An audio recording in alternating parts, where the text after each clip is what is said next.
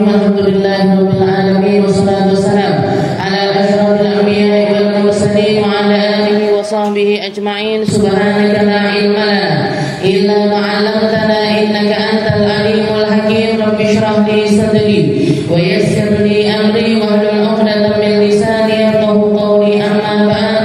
Alhamdulillah ala ni'matil Islam, alhamdulillah ala ni'matil iman wa kafa biha min ni'mat. Alhamdulillah, segala puji bagi Allah Subhanahu wa taala yang memberi kita nikmat Islam iman, yang memberi kita nikmat sehat sempat, yang memberi kita berbagai macam kenikmatan untuk bisa berkumpul bersama-sama mengkaji Al-Qur'annya Allah Subhanahu wa taala, firman mulia yang diberikan kepada manusia termulia, firman teragung yang diberikan kepada manusia yang paling agung, sesuatu yang menjadi karunia luar biasa yang Allah Ta'ala berikan kepada umat manusia untuk menjadikan mereka hidup dengan sebenar-benarnya hidup, untuk menjadikan mereka bisa berjalan di atas muka bumi ini sebagai manusia yang sesungguhnya kembali kepada Allah Ta'ala, masuk ke dalam surganya Allah Subhanahu wa taala. Kalau kita mengerti tentang kemuliaan Al-Qur'an yang kita miliki, kalau kita mengerti tentang kajian-kajian Al-Qur'an yang semacam ini, hakikat yang Allah Ta'ala berikan kepada manusia di dalam tempat yang semacam ini, niscaya kita akan meninggalkan semua kesibukan kita untuk datang ke tempat yang semacam ini. Karena apa yang ada di dalam Al-Qur'an semuanya adalah karunia. Semua yang ada di dalam Al-Qur'an bisa menghilangkan segala rasa.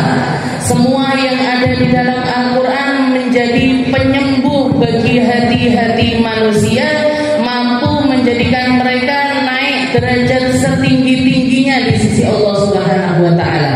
Bahkan Al-Qur'an ini adalah satu-satunya perkara, firman Allah Ta'ala itu adalah satu-satunya perkara yang langsung bisa meredam murka Allah Ta'ala ketika sisa-sisanya aja terjadi di antara manusia. Di dalam al-hadis Rasulullah SAW pernah menceritakan nadarallahu ila ahlil ard. Di dalam khutbahnya Nabi, ketika Rasulullah berceramah di depan para manusia, ketika Rasulullah berceramah di depan para sahabatnya, berkhutbah di hadapan mereka, salah satu perkara yang diucapkan oleh Nabi Muhammad atau diceritakan oleh Nabi adalah ketika Allah Ta'ala memandang kepada seluruh ahlil ard. Allah Ta'ala melihat kepada para penduduk bumi, Arabuhum wa ajamuhum, baik itu orang Arabnya atau non-Arabnya, baik mereka yang berbahasa dengan Al-Qur'ani ataupun yang tidak berbahasa dengan Al-Qur'an, yang mereka sehari-harinya berucap dengan kata-kata Arab atau yang selain Arab, yang pakai bahasa yang lainnya. Famaqatahum, dikatakan ketika Allah Ta'ala melihat ke atas muka bumi ini, yang dilihat sama Allah Ta'ala semua adalah segala sesuatu yang membuat Allah Ta'ala murka. Perzinahan di sana sini, minum khamr di sana sini, maksiat di mana-mana, orang-orang yang durhaka kepada orang tuanya terjadi di hampir setiap rumah. Semua hal yang membuat Allah Ta'ala murka itu terjadi baik di kalangan orang Arab ataupun non-Arab.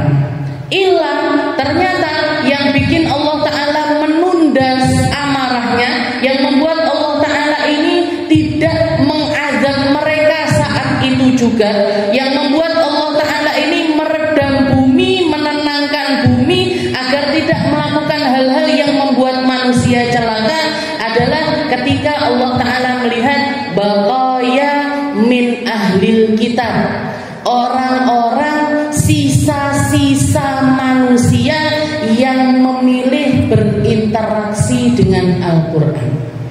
Mereka yang membaca Al-Qur'an, mereka yang melantunkan Al-Qur'an, mereka yang menghafal Al-Qur'an, mereka yang mengkaji Al-Qur'an, mereka yang nyari tahu lebih tentang Al-Qur'an, berkah dari orang-orang ini, Allah Ta'ala nggak jadi murka kepada seluruh penduduk bumi.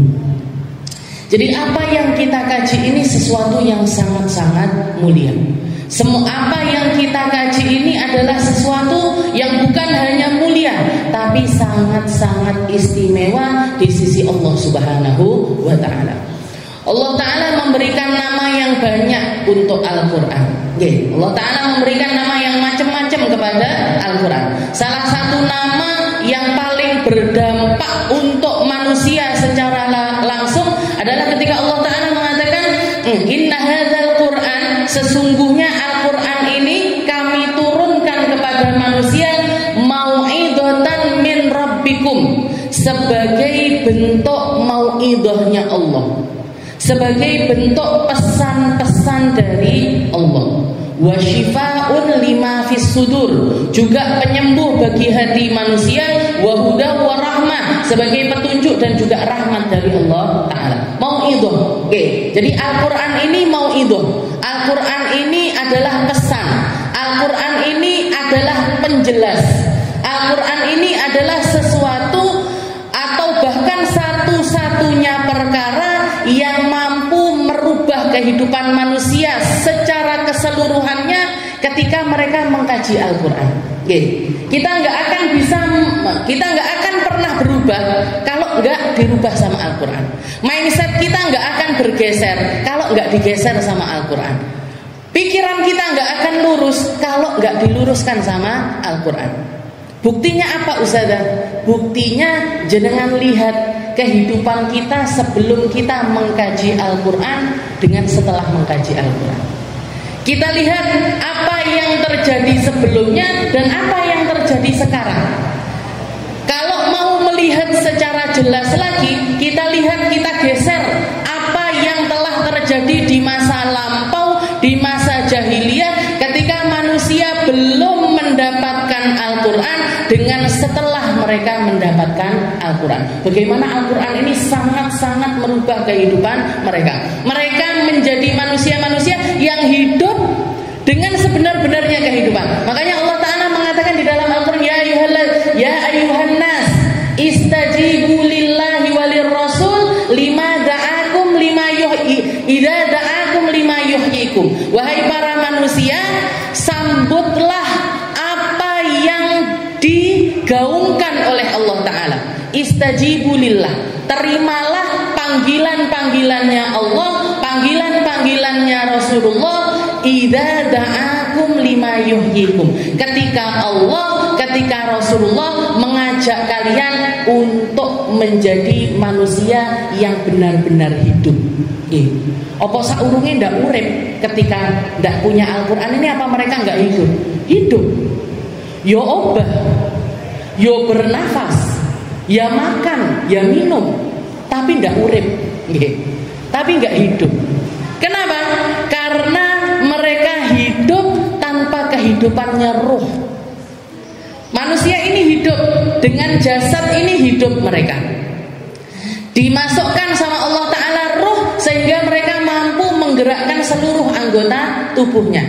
Tapi pergerakan ini hanya akan dikontrol ketika ruhnya ini kenal dengan zat yang maha pencipta. Ketika dia rohnya ini nyambung kepada Allah Ta'ala, dia akan hidup dengan sebenar-benarnya hidup. Ketika manusia paham hidup ini sementara, akhirat selamanya, dia hidup beneran. Ketika dia tahu penghabisan kehidupan ini, ketika kita menghabiskan umur kita, semuanya nanti akan dimintai pertanggungjawabannya oleh Allah Ta'ala, sehingga manusia bertanggung jawab dengan setiap hal yang terjadi pada diri mereka masing-masing. Itu mereka sedang hidup dengan sebenar-benarnya hidup. Enggak Bu, kalau rohnya dia cuma hidup aja, mereka itu sebenarnya hanya bergerak, berinteraksi dengan manusia, tapi enggak urip. Kenapa? Karena setelah kematiannya mereka akan jauh lebih mati ketimbang ketika mereka hidup. Karena sifatnya para ahli neraka, orang ahli neraka itu perasaan yang ada di dalam diri mereka koyok wong sakaratul maut tapi nggak mati-mati. Seperti seseorang yang kesakitan luar biasa menghadapi sakaratul maut, tapi nggak ada lagi kata kematian untuk makhluk yang ada di alam akhiratnya Allah Subhanahu wa Ta'ala. Jadi mereka lebih mati berkali-kali lipat lebih mati ketimbang kematian yang mereka hadapi di alam dunia.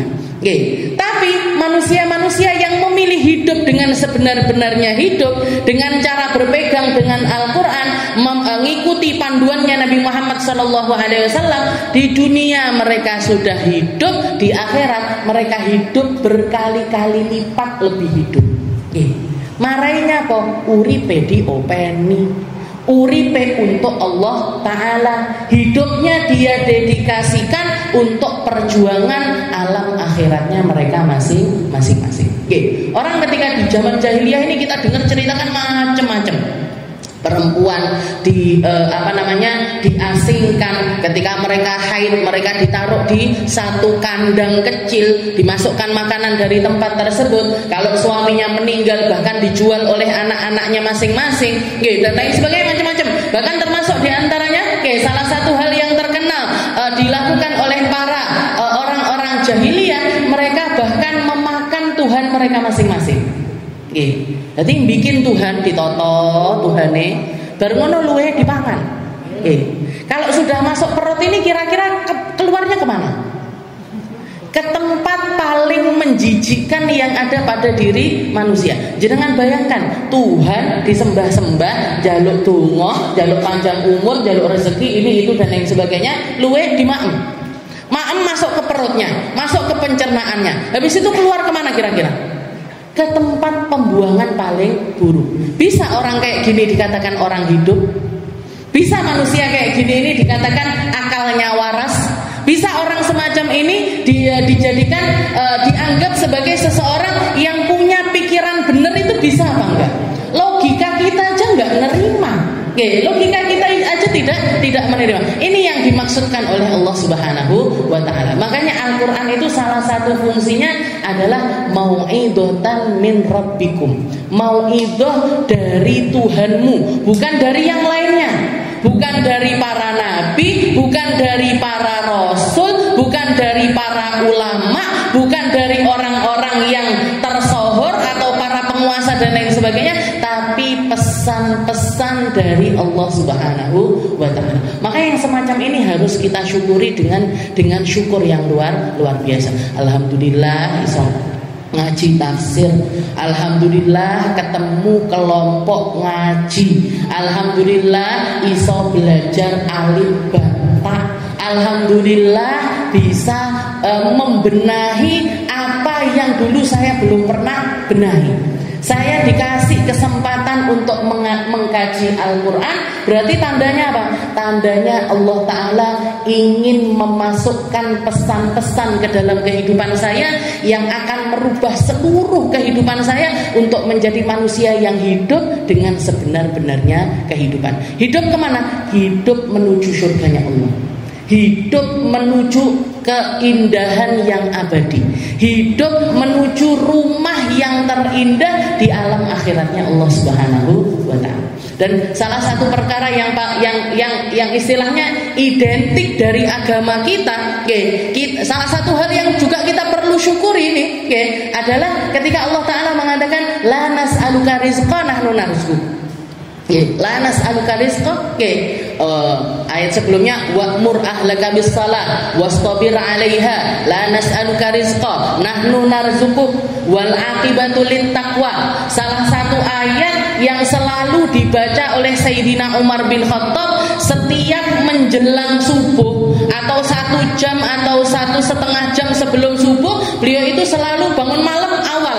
Jadi Sayyidina Umar bin Khattab ini bangun paling awal setelah sholat, ngaji, bermunajat, doa, ini itu dan lain sebagainya. Nanti 1 jam atau 1,5 jam sebelum subuh, beliau bangunkan anak istrinya sambil baca ayat ini. Wa'mur ahlaka bis-shalah wastabir 'alaiha. Beliau ngutip ayat Al-Qur'an yang mengatakan Allah Ta'ala mengatakan dikatakan wa'mur ahlaka bisalah, perintahkan keluargamu untuk sholat, wastabir 'alaiha, dan bersabarlah untuk memerintahkan mereka sholat. Jadi bersabar biar seluruh anggota keluarga kita ini menjadi para ahli sholat, menjadi orang-orang yang perhatian sama sholat, menjadi orang-orang yang khusyuk di dalam sholat, menjadi orang-orang yang punya porsi besar di dalam kehidupannya tentang perkara sholat. Itu menjadi salah satu hal yang harus disabari seumur hidup. Mulai dari kecil diwarani sholat, sudah agak dewasa kudu sholat, tambah gede dielingne terus sholat, sudah berumah tangga tetap harus jenengan ingatkan tentang sholatnya. Nah, sholat mamah pokoknya sing tak wasiatne kudu sholat. Terserah kamu mau kuliah di mana, terserah kamu mau hidup seperti apa, tapi ojo sampai dadi wong sing gak sholat. Kenapa? Karena ini silatu nama Allah. Ini tali penyambung kita kepada Allah Ta'ala. Ketika tali itu terputus, jangan salahkan kalau Allah Ta'ala enggak ngasih keberkahan apapun di dalam kehidupan kita. Jangan salahkan kalau Allah Ta'ala tidak memperhatikan kita sama sekali. Jangan salahkan kalau kita enggak dikasih keindahan di dalam kehidupan kita. Kenapa? Karena kamu sudah memutuskan hubungan dengan Allah Subhanahu wa Ta'ala. Setelah itu ayat selanjutnya, wa'mur ahlaka bisalah wastabir 'alaiha. Setelah itu Allah Ta'ala, la nas'aluka rizqa nahnu narzuquk. Katanya Allah Ta'ala, kami ini adalah Tuhan yang enggak perlu ngokei rezeki. Tuhannya kita ini, Bu, Allah Ta'ala ini bukan Tuhan yang perlu rezekinya kita, tapi Allah yang ngasih rezeki kita. Kalau kita lihat sesembahan-sesembahan yang lainnya, orang ke gereja kudu nggawa bontrotan. Orang mau nyembah pohon nggawa sajen. Orang dulu di zaman jahiliyah juga seperti itu. Para penyembah-penyembah berhala itu bawa sesuatu. Kalau mau doa, kalau mau sembahyang, kalau mau melakukan apapun, mereka yang bawa-bawa. Membawa sesuatu untuk sesembahannya. Katanya Allah Ta'ala, "Na nas'aluka rizqa." Saya adalah Tuhan yang enggak butuh rezeki dari kamu. Ora usah nggawa sajen-sajen di aku. Kalau kamu mau berkorban, kalau kamu mau melakukan persembahan untuk Tuhanmu, sembelih korbanmu, bagikan dagingnya kepada fuqara masakin. Atau kalau kamu mau bersyukur, kamu dikasih anak laki-laki 2 kambing, anak perempuan 1 kambing, belahan masakan, undang orang-orang terdekatmu, kasih makan mereka. Ndak usah ngekei rezeki karo Gusti Allah, ndak usah. Nahnu narzuquk, saya yang ngasih rezeki kalian. Ini nikmat Tuhan, senikmat-nikmatnya Tuhan ya Tuhannya kita. Jangan mau sembahyang nggak usah. Bu, mau sholat bawa beras sekilo. Mau sholat bawa minyak sak liter. Atau setiap kali mau sholat, setiap kali mau doa, gowo opo, pokoknya dikasih sesembahan buat Tuhan, nggak perlu, Bu. Ini Tuhannya kita. La nas'aluka, katanya dijelaskan, la nas'aluka rizqa nahnu narzuquk. Wal aqibatu littaqwa. Dan seindah-indahnya alam akhirat atau seindah-indahnya masa selanjutnya adalah ketika kalian memilih menjadi hamba yang bertakwa kepada Allah Ta'ala. Orang takwa itu pasti menang. Orang taat sama Allah Ta'ala itu pasti dikasih jalan keluar. Orang yang memiliki keimanan kepada Allah Ta'ala gak mungkin gak dibahagiakan sama Allah Ta'ala. Sesulit apapun kehidupannya, dikasih kebahagiaan di dalam diri hamba tersebut. Orang duwe apa gak bisa guyu, Bu, orang-orang iman itu. Gitu. Loro sesakit apapun dia, dicabik-cabik semacam apapun tubuhnya. Saya nyaksikan sendiri paman saya yang sakit macam-macam komplikasi di dalam dirinya, tapi lisannya nggak berhenti berzikir. Setiap kali ketemu saya, yang ditanyain mesti tentang permasalahan sholat. Sholat piye yo sing enak. Nggih, amike ora kuat lho lek lingguh ngono. Gletak oleh yo oleh nih. Pian salat seperti apapun yang penting salat. Mau nggak bisa wudu, mau nggak bisa tayamum, ya sudah, sholat hormat waktu aja di atas kasur. Jadi istilahnya orang-orang iman itu meskipun badannya dicabik-cabik dengan segala macam permasalahan penyakitnya dia tetap menjadi hamba yang memiliki kebahagiaan. Kenapa? Karena nyambung sama sang pemberi bahagia itu sendiri. Tapi begitu sebaliknya orang-orang yang nggak punya iman, jenengan lihat, duwe akeh, omahe gede, usahanya sukses, tapi yang keluar dari mulutnya ngeluh terus. Piye yo anakku, piye yo sirahku kok ngeluh wae, bojoku kok ngene yo. Kenapa? Yang salah apanya? Kenapa orang yang terpuruk ini malah justru bisa bersyukur? Orang yang secara kasat mata kayaknya gembira, tapi enggak punya syukur sama sekali kepada Allah Subhanahu wa Ta'ala. Apa yang membedakan mereka? Iman. Tapi enggak terima wong-wong ngono lek diomongnya kurang iman, enggak terima biasanya. Ini namanya mental health. Ini namanya diri hati bikin alasan macam-macam istilahnya. Yang stres lah, yang depresi lah, nggak enak, nggak kenal Quran yang jelas itu. Yang jelas nggak kenal Al-Quran, nggak kenal Gusti Allah, nggak kenal sama Rasulullah, nggak punya sambungan dengan apa yang Allah Ta'ala pengennya kita itu nyambung dengan perkara tersebut. Awakmu koyo opo ae, kamu boleh sibuk dengan apapun, tapi jangan sampai nggak punya sambungan sama Allah Ta'ala. Jangan sampai kamu melepaskan Al-Quran, jangan sampai kamu melepaskan sesuatu yang menjadi karunia terindah Allah Ta'ala kepada umat manusia.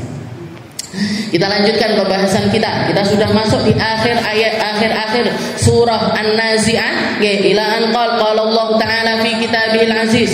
A'udzu billahi minasyaitonir rajim. Bismillahirrahmanirrahim. Fa amma man tagha wa athara al-hayatad dunya fa innal jahima hiyal ma'wa. Wa amma man khafa maqama rabbih wa nahan nafsa 'anil hawa fa innal jannata hiyal ma'wa. Di alam akhirat itu Allah Ta'ala menjanjikan cuman ada dua kelompok manusia, gak ada kelompok ketiga, gak ada golongan yang ketiga, cuman dua kelompok. Pertama adalah fa amma man tagha wa atharal hayatad dunya fa innal jahima hiyal ma'wa. Orang-orang yang memilih hidup dengan melampaui batas, memilih hidup sekehendak dirinya sendiri, gak mau percaya kepada Allah Ta'ala, gak mau beriman kepada apa yang dibawa oleh Rasulullah SAW, sehingga mereka akan hidup dengan wa atharal hayatad dunya, dengan mengedepankan kehidupan dunianya, gak peduli sama akhirat, gak mikirkan akhirat, gak nyepakne akhirat. Wa atharal hayatad dunya, mereka lebih mengedepankan, mereka lebih memprioritaskan, mereka memilih untuk menganggap penting dunia ketimbang akhirat. Fa innal jahima hiyal ma'wa, tempat kembalinya adalah di neraka jahim. Tempat kembalinya pasti di nerakanya Allah Subhanahu wa Ta'ala. Jadi kriterianya dua, fa amma man tagha wa atharal hayatad dunya. Mereka-mereka yang enggak beriman kepada Allah Ta'ala. Dan kalau sudah enggak beriman, sudah pasti pikirannya tentang dunia saja. Piye aku urip, piye aku mangan, piye aku turu, piye aku berpakaian, piye aku di mata manusia, gimana saya diperbincangkan di antara manusia. Pikirannya dunia aja. Jadi istilahnya orang semacam ini, orang-orang yang hidup dengan cara pandang semacam ini, habis usianya dan gak bawa apa-apa di alam akhirat. Habis umurnya mikirin donyone, akhirnya gak sempat menyiapkan akhiratnya. Makanya ketika ada salah satu murid nanya sama gurunya, ya Syekh, 5 nakrahul maut. Katanya murid tersebut, wahai Syekh, kenapa ya kita ini kok gak seneng bahas kematian ini, kenapa? Kita ini kok nggak seneng kalau ngobrolin kematian ini, nggak seneng itu kenapa? Kok nggak suka kita nginget-nginget mati itu kenapa? Oke, maka syekhnya berkata, gurunya mengatakan li'annakum ta'muruna dunya wa tukharribunal akhirah. Karena kalian membangun peradaban di dunia dan merobohkan peradaban akhirat. Karena kamu membangun namamu di dunia tapi nggak bangun namamu di akhirat. Kamu merasa punya tempat di dunia sehingga kamu merasa tidak punya tempat di akhirat. Itu yang terjadi. Jadi orang-orang yang benci mati, awake dhewe yo lek diomongne siap mati saiki meneng kabeh. Gimana? Apa 5 menit lagi? Apa 10 menit lagi? Apa besok? Apa seminggu lagi? Duh saudara, tidak ketemu saudara Halimah nanti. Kalau kita naren awake dhewe, siap nggak mati kita? Meneng kabeh. Kalau nggak meneng, lantang jawabannya. Boten. Dereng saudara. Kenapa kok seperti itu? Kenapa kok kita seperti itu? Ya karena kita ini masih punya nama di dunia aja. Gowo aku ning akhirat iki. Salat sik keteteran, nutup aurat masih keteteran, bakti sama suami masih keteteran, bakti sama orang tua juga kabeh amal akhiratku kok keteteran kabeh yo. Itu orang-orang semacam itu, Ini yang dikatakan wa atharal hayatad dunia. Berarti kita masih prioritasnya masih tentang dunia. Kita ini yang kita bangun masih tentang dunia. Kalau orang-orang baik, Bu, orang-orang soleh, wali-walinya Allah, kekasih-kekasihnya Allah, mereka sangat-sangat merindukan kematian. Kematian itu seakan-akan ada di depan mata mereka. Jadi kapanpun terjadi mereka siap. Kapanpun terjadi mereka. Sayyidina Ali bin Abi Thalib, makalahnya beliau yang terkenal. Aku nggak sabar ketemu langsung dengan Tuhanku sehingga aku bisa menceritakan segala sesuatu yang pernah terjadi di duniaku. Pede awake dhewe ngomong kayak gini. Sayyidina Ali yang memang dari kecil sudah beriman, sebelum balik sudah ngelihat Rasulullah sholat, Sayyidah Khadijah sholat, nanya sama Rasul karena beliau anak angkatnya Nabi, apa yang sedang engkau berdua lakukan, wahai pamanku dan juga ibu angkatku, apa yang sedang kalian lakukan? Katanya Nabi Muhammad, kami sholat wahai Ali, apakah kamu mau bergabung bersama kami, membersamai kami di dalam sholat ini? Katanya Sayyidina Ali, bala, tentu saja. Saya melihat keindahan luar biasa dari apa yang engkau lakukan, maka ajak aku untuk bersama-sama denganmu di dalam apa yang engkau lakukan. Urung balik wes sholat, belum balik sudah kenal sama Al-Quran, sehingga beliau menjadi manusia yang tahu betul makna kehidupan, tahu betul gimana memposisikan diri, tahu apapun yang keluar dari kehidupannya selalu berdasarkan ketakwaan, selalu berdasarkan risalah, selalu berdasarkan apa yang datang dari Nabi Muhammad SAW. Seseorang yang bahkan pernah ketika beliau sudah menghunuskan pedangnya, sudah ada di lehernya orang kafir tersebut ngeludah di mukanya Sayyidina Ali, langsung diangkat pedangnya. Setelah itu didoakan orang tersebut, kamu gak akan mati kecuali sudah beriman kepada Nabi Muhammad SAW. Ini pedang sudah di leher. Lek awake dhewe didoni tambah ditebas pisang.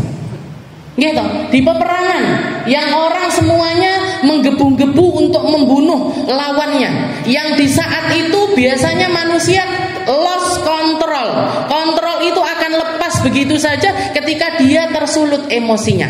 Tapi Sayyidina Ali di saat yang semacam itu justru malah ngangkat pedangnya, didoakan orang yang bersangkutan yang telah meludahi wajahnya Sayyidina Ali. Tak dongane awakmu mlebu Islam, beriman sama Nabi Muhammad SAW. Katanya dia, wahai Ali, kenapa kamu enggak meneruskan pedangmu? Kamu bisa saja membunuh saya sekarang juga. Katanya Sayyidina Ali, pedangku ini sekalipun gak pernah menebas leher kecuali fisabilillah, kecuali karena Allah Ta'ala. Ketika aku menghunuskan nyampe di lehermu, waktu itu masih ada di jalannya Allah Ta'ala. Tapi ketika kamu meludah ke wajahku, aku tahu persis masuk di dalamnya keinginan untuk membunuh kamu secara personal, secara pribadi, karena keinginanku sendiri. Maka ketika itu menjadi keinginanku, aku angkat pedang ini dan aku doakan kamu agar kamu masuk ke dalam agamanya Allah Subhanahu wa Ta'ala. Didongakne Bu malahan nggih. Lah awake dhewe, awakmu ngidoni tak idoni genti. Kamu nyakitin aku, tak sakitin balik. Emangnya kamu aja yang bisa? Kan toh? Ketika kita tersulut emosi, ngomong nggak terkontrol, perilaku nggak terkontrol, makanya beliau pede beliau bilang sama orang-orang, saya sangat-sangat rindu untuk berjumpa dengan Allah Ta'ala sehingga aku bisa menceritakan semua yang pernah aku lakukan di alam dunia.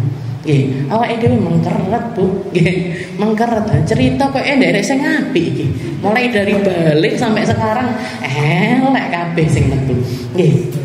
Fa amma man tawa wa atharul hayatad dunya. Ayo pelan-pelan. Pelan-pelan enggak istilahnya mau bres langsung saku tak munggah gunung ae wis ada lek ono tirakat ning ngene gunung, ora usah ketemu sapa-sapa, tak ngaji ae nggih. Sing kaget bojone jenengan nggih. Nyapa iki bojoku bar ngaji tafsir kok malih bersemedi nggih. Kita itu merubah sesuatu itu nggak harus dohirnya yang dirubah, nggak harus. Yang namanya zuhud, ninggalkan dunia, jadi orang bertakwa, jadi orang beriman, itu nggak harus lepas langsung aku tak pindah alam, atau tak mondok ae, nggak harus. Tapi yang kita benahi adalah keadaan hati kita, keadaan roh kita, cara pandang kita. Cara pandang kita tentang ngadepi dunia ini gimana? Salah satu cucunya Nabi, Sayyidina Hasan bin Ali bin Abi Thalib. Sayyidina Hasan itu terkenal di usianya dewasanya beliau nggak terima pakai baju kecuali yang bagus-bagus, yang paling mahal-mahal, yang dari bahan nomor satu. Dari bahan nomor satu. Sukanya nikah cerai. Sampai dihitung-hitung katanya beliau punya istri itu hampir 100 orang. Pernah menikah itu seumur hidupnya itu hampir 100. Bukan karena beliau nyari perempuan. Enggak, perempuan ini yang datang ke beliau. Untuk minta diperistri sama Sayyidina Hasan karena saking gantengnya. Cucunya Nabi kan terkenal Sayyidina Hasan itu mewarisi perutnya Nabi ke atas, Sayyidina Husain mewarisi perutnya Nabi ke bawah. Makanya Sayyidina Hasan itu terkenal dengan gantengnya, wibawanya, kepemimpinannya, ahli siasah dan lain sebagainya. Yang ketika Rasulullah ketika khutbah melihat Sayyidina Hasan itu jalan pakai gamis terseret-seret, karena gamisnya kedawan, jadi meh jelungup ngoten. Turun beliau dari mimbarnya, Nabi Muhammad turun dari mimbarnya, diambil Sayyidina Hasan, dinaikkan, diajak Nabi naik ke atas mimbarnya khutbah bersama Nabi. Setelah itu Rasulullah mengatakan, inna waladi hadza sayyid. Ini putraku ini adalah sayyid, adalah orang yang mulia. Wala'allallah, dan semoga Allah Ta'ala nanti akan menyelesaikan permasalahan yang besar baina fi'atain, di antara dua kelompok besar. Dia nanti yang bakalan nyelesain. Ternyata benar, di masa kepemimpinannya Sayyidina Ali, setelah Sayyidina Ali wafat, yang dibaiat Sayyidina Hasan. Yang dibaiat adalah putranya beliau Sayyidina Hasan. Yang bikin konflik besar di antara dua kubu umat muslim, dua kelompok besar dari banyak sahabatnya Nabi Muhammad SAW. Yang menjadi penyelesaian, yang membuat yang meminimalisir terjadinya pertumpahan darah di antara dua kelompok ini Sayyidina Hasan. Dengan cara apa? Diletakkan Bu kepemimpinannya. Wes aku ndak usah jadi khalifah. Baiatlah orang lain untuk menggantikan tempatku. Diletakkan aku akan memilih jalan seperti yang ditapai oleh kakekku, yaitu menjadi muallimin nasal khair. Saya akan mengajarkan orang kebaikan, saya akan mengajarkan Al-Qur'an, saya akan mengajarkan hal-hal yang baik yang menjadi warisan kakek saya. Bangun beliau sekolah. Namanya Madrasah Ahlul Bait, madrasah keluarganya Nabi. Buka sekolahan, buka pesantren, pilih dadi kiai, diletakkan kepemimpinan, terserah panganen. Istilahnya, saya nggak peduli dengan hal yang semacam timbangannya tukaran daripada banyak pertumpahan darah, saya letakkan itu. Ini Sayyidina Hasan. Jadi yang ngomong Sayyid itu Nabi Muhammad. Ini hadza waladi sayyidun. Dan ini Sayyidina Hasan. Sayyidina Husain mewarisi perutnya Nabi ke bawah. Ahli perang beliau. Dan jenengan percaya nggak percaya, jenengan terima nggak terima, sampai detik ini, sampai zaman sekarang ini, anak cucunya Nabi yang tersebar di seluruh penjuru dunia rata-rata dari keturunannya Sayyidina Husain.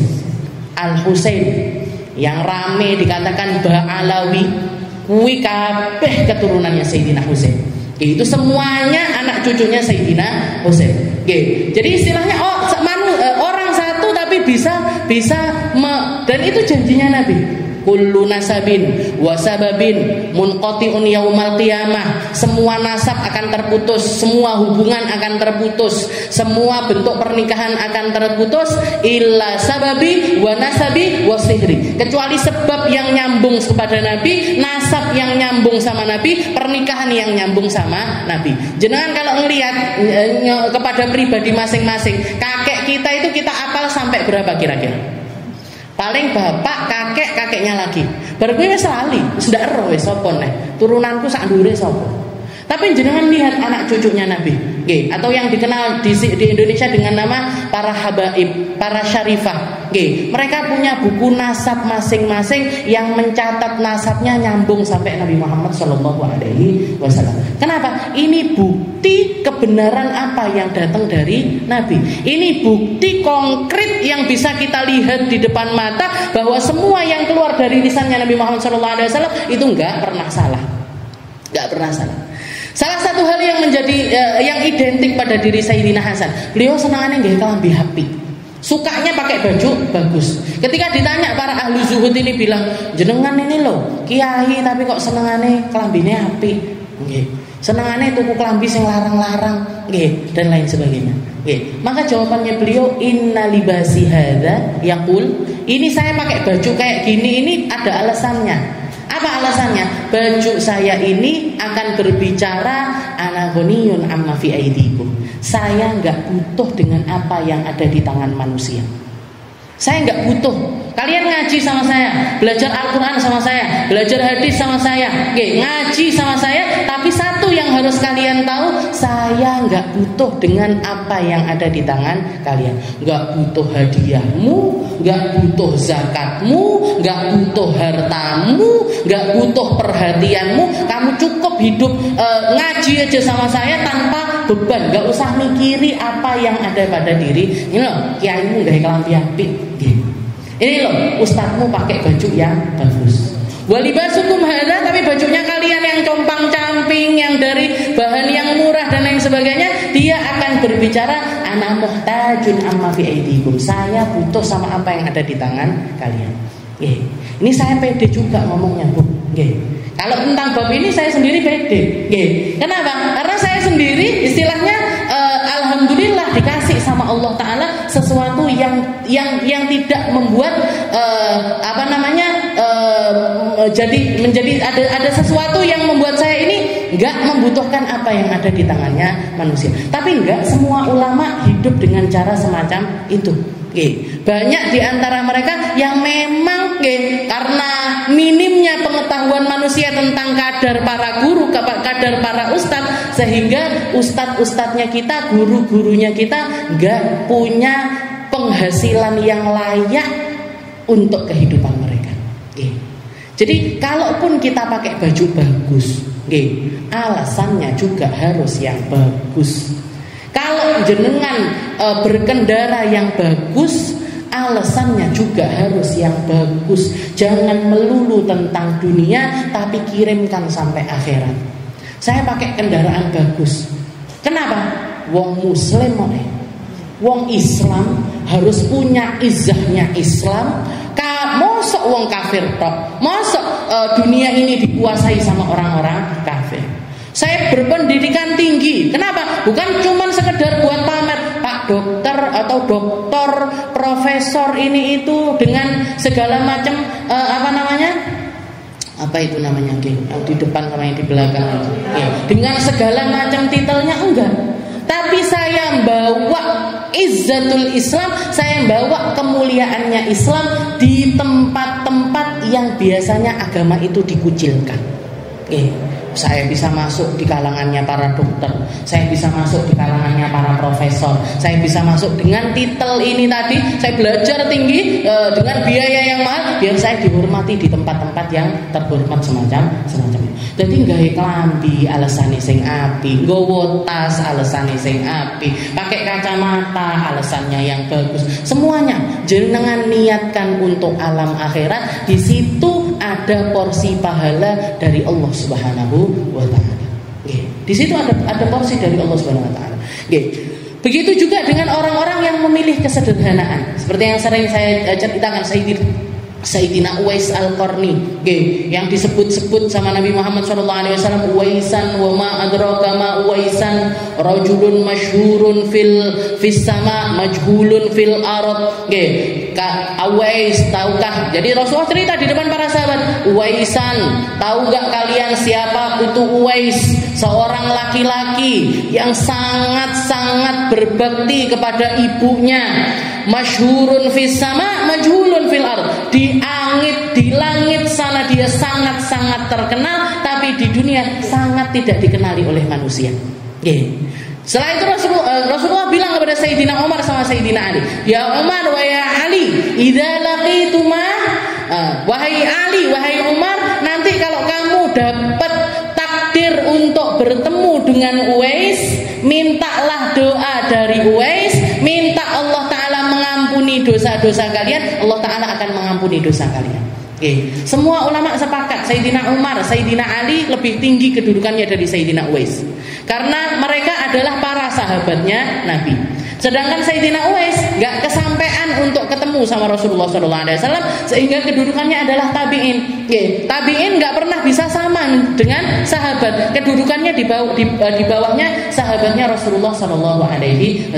Tapi Sayyidina Umar sama Sayyidina Ali disuruh ketemu, disuruh untuk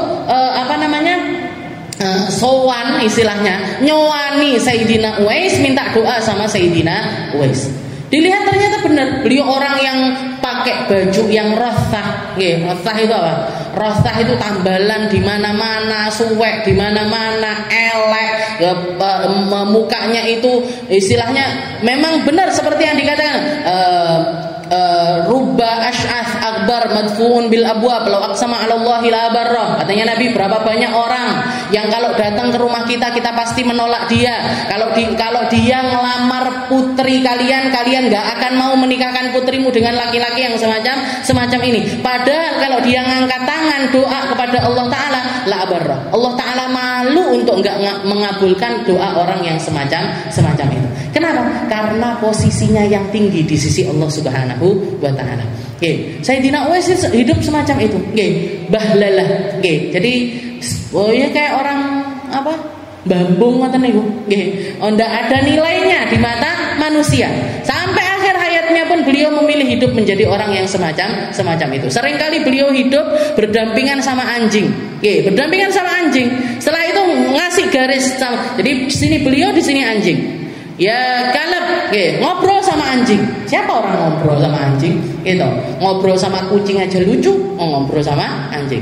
Ya kalab, wahai anjing, kul, makanlah apa yang di depanmu. Saya akan makan apa yang di depanku. Makan apa yang di depanmu, saya makan yang ada di depan. Ojo mok sing wekku, ojo mok maem. Aku juga enggak akan makan apa yang ada di depan dirimu. Setelah itu beliau mengatakan, ya kalab, wahai anjing, kalau aku nanti menjadi orang yang selamat di akhiratnya Allah Ta'ala, bisa melewati jembatan Sirat sampai masuk ke dalam surganya Allah, fa'ana khairun minka, maka berarti aku lebih baik daripada kamu. Tapi kalau enggak wahai anjing, kalau aku enggak berhasil melewati sirat nyampe ke surganya Allah Ta'ala, fa wallah, maka demi Allah kamu lebih baik daripada saya. Ini Sayyidina Uwais, bajunya jelek, diganteni baju sama Sayyidina Ali. Sayyidina Ali pun enggak mau. Katanya beliau, wahai Imam Ali, wahai Sayyidina Umar, ini baju, saya punya baju ini satu ini. Punya lagi baju satu ganti. Kalau misalkan saya pun nggak ngerti, saya pun tidak tahu apakah baju ini akan lusuh untuk saya menjalani kehidupan atau sebelum lusuh saya sudah mati.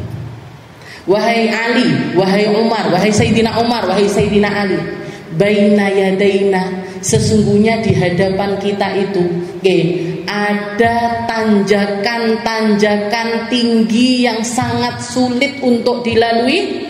La yajtazuha illal mukhifun, yang gak akan bisa selamat melewatinya kecuali orang-orang yang ringan.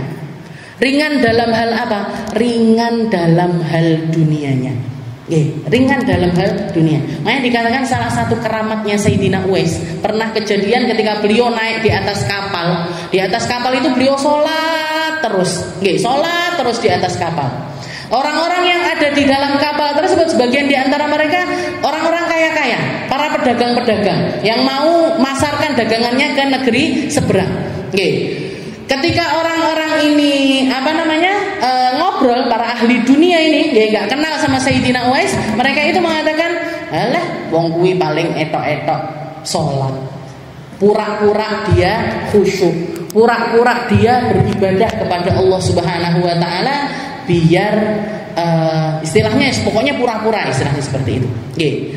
Dan ketika kekasihnya Allah Ta'ala itu disinggung, yang marah Tuhannya. Sayyidina Uwais nggak dengar perkataannya mereka, tapi Allah Ta'ala dengar apa yang mereka katakan. Langsung terjadi badai. Langsung terjadi badai, itu kapal pecah, karam, kena batu besar, karam, hancur semuanya. Ketika semuanya sudah hancur, orang-orang nyari kayu, nyari apa buat menyelamatkan kehidupannya, Sayyidina Uwais tetap nyantai sholat. Jadi itu semuanya sudah porak-poranda, beliau tetap sholat di atas air.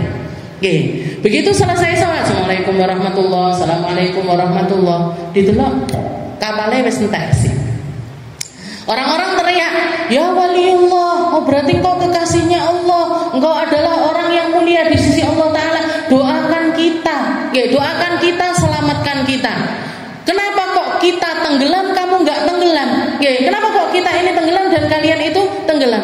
Maka Sayyidina Uwais mengatakan, li'annakum tsaqil wa ana khafif, karena aku ringan sedangkan kalian itu orang-orang yang berat. Katanya mereka, loh kayaknya postur tubuh kita mirip-mirip aja, kayaknya berat badannya kita nggak jauh, kok kenapa saya tenggelam kalian nggak tenggelam? Maka Sayyidina Uwais mengatakan, athqalatkum hubbukum lid dunya, yang bikin kalian berat adalah kecintaan kalian kepada dunia. Yaudah kita tobat sekarang, doakan kita, selamatkan kita. Angkat tangannya Sayyidina Uwais, minta sama Allah Ta'ala, ya Allah selamatkan mereka semua. Selamat, gak ada yang mati satupun pun. Gak ada yang mati satupun. Sampai ke pinggiran pantai.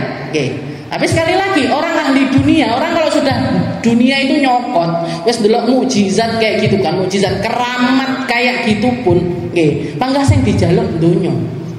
Mereka mengatakan, iya kita sih selamat saiki, tapi ora duwe apa-apa dagangan entek. Sudah nggak punya apa-apa ini kita, dunia kita habis semua, dagangan kita habis, rugi jutaan, rugi miliaran kita ini. Katanya Sayyidina Uwais, terus karepmu piye?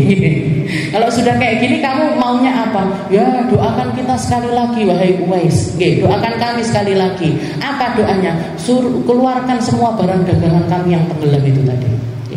Katanya Sayyidina Uwais, saya mau mengeluarkan semua barang dagangan kalian dari dunia, tapi dengan satu syarat. Apa syaratnya? Syaratnya sedekahkan semuanya. Lek nggak mau sedekah enggak aku ndongane. Kalau enggak kalian sedekahkan, saya enggak mau mendoakan kalian. Maka mereka bilang, "Ya wes, janji nanti semuanya akan kita sedekahkan." Ngangkat tangannya sekali lagi, keluar semua barang dagangan mereka dari dalam laut. Keluar barang dagangan mereka dari dalam laut. Ini keramatnya Sayyidina Uwais al-Qarni. Jadi fa amma man tagha wa atharal hayatad dunya fa innal jahima hiyal ma'wa. Orang-orang yang diberatkan dengan dunianya, orang-orang yang selalu memprioritaskan kehidupan dunianya, ini janjinya Allah. Fa innal jahima hiyal ma'wa. Tempat kembalinya adalah di neraka jahim. Makanya dirubah cara pandang kita yang kita rubah. Wa amma man khafa maqama rabbih wa nahan nafsa 'anil hawa fa innal jannata hiyal ma'wa. Kelompok kedua yang ada di alam akhirat, sedangkan mereka-mereka yang kenal Tuhannya, man khafa maqama rabbih, orang-orang yang takut terhadap kedudukan Tuhannya. Jadi takut itu nggak bisa kita langsung dapat takut sama Allah Ta'ala, itu nggak bisa. Dimulai dari kenal, setelah itu mengerti, setelah itu memahami, baru setelah itu datang rasa takut tersebut. Orang kalau nggak kenal sama Allah Ta'ala nggak bisa takut sama Allah. Orang kalau nggak paham kedudukannya Allah, kalau nggak paham dengan kedudukannya Allah Ta'ala, nggak bisa takut sama Allah. Nggak datang itu rasa takut, itu nggak datang. Meskipun dia belajar semacam apapun, kalau ilmunya tidak membawa mereka untuk menjadi orang-orang yang takut, itu bukan ilmu yang datang dari Allah Subhanahu wa Ta'ala. Al ilmu khasyah. Yang namanya ilmu itu rasa takut. Kalau jenengan ngaji, setelah keluar dari ngaji ini tambah takut sama Allah, takut milah-milah apa yang kita lihat, milah-milah kita keluarkan duit di mana, milah-milah pertemanan kita, milah-milah semua hal di dalam kehidupan kita ini kita pilah-pilah, berarti ilmu kita ini membawa rasa takut. Tapi lah enggak, ngaji yo mlebu kene, metu kene. Keluar dari sini, yo wes dada ilmu nih, yo ndak tambah api salate, yo ndak tambah api zakate, yo ndak tambah api sedekahe. Berarti apa? Ya nggak dapetin. Padahal kita setiap kali mau ngaji minta Allahumma inna nas'aluka ilmal ladunni. Ya Allah, kasih kami ilmu darimu ya Allah, bukan dari setan. Karena ilmu ini kadang-kadang datang dari setan. Ilmu kadang-kadang datang dari setan. Ilmu kadang-kadang datang dari pengaruhnya manusia. Ilmu kadang-kadang datang dari apa yang menjadi keyakinannya mayoritas penduduk dunia. Tapi ilmu yang kita inginkan adalah ilmu yang datang dari Allah Ta'ala, yang bawa apa? Yang membawa rasa takut kepada Allah Subhanahu. Makanya di sini dikatakan bahwa man fa'amma man khafa maqama rabbi. Yang selamat, yang masuk ke dalam surga al-ma'wa, yang akan dimasukkan ke tempat kembali yang terindah adalah mereka-mereka yang mencapai rasa takut kepada Allah. Ilmunya bawa rasa takut, imannya bawa rasa takut, Islamnya bawa rasa takut. Fa amma man khafa maqama rabbi wa nahan nafsa 'anil hawa fa innal jannata hiyal ma'wa. Mungkin kita termasuk di golongan yang kedua ini. Yang takut sama Allah, yang berilmu bawa rasa takut, yang beramal dengan cara yang benar, dan beramal dengan apa yang diinginkan sama Allah Ta'ala, dan dimampukan untuk menahan hawa nafsu sehingga tempat kembalinya adalah di surga al-ma'wa. Ala hadhihi niyah wa ala kulli niyatin shalihah wa ila hadratin Nabi Muhammad sallallahu alaihi wasallam bisirril Fatihah.